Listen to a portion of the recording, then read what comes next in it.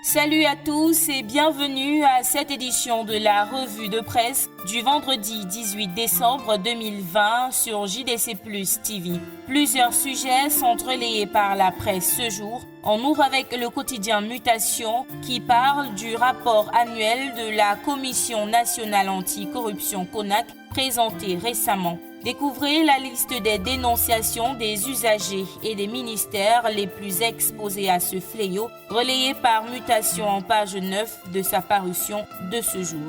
On passe au messager qui nous fait savoir que du côté de l'Agence de régulation des télécommunications, on attend toujours la liste des nouveaux membres qui doit être publiée par le secrétariat général de la présidence de la République, d'où la question du quotidien en grande une. Agence de régulation des télécommunications, réseau brouillé à étourdi, le quotidien tente une réponse à cette longue attente en page 3, édition de ce vendredi.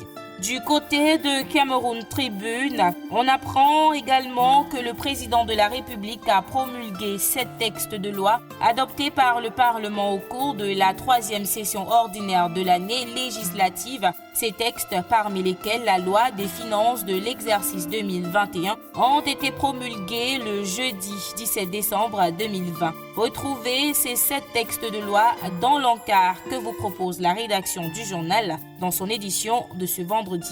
Cameroun Tribune parle également culture avec Djaeli Amadou Amal, l'écrivaine qui vient de remporter le prix Goncourt des lycéens 2020, a reçu les félicitations du chef de l'État, reçu par le ministre des Arts et de la Culture, Bédoum Pat, hier jeudi. Cette dernière a reçu une lettre d'encouragement du président de la République. Écho de cette cérémonie en page 19 de Cameroun Tribune, édition de ce vendredi.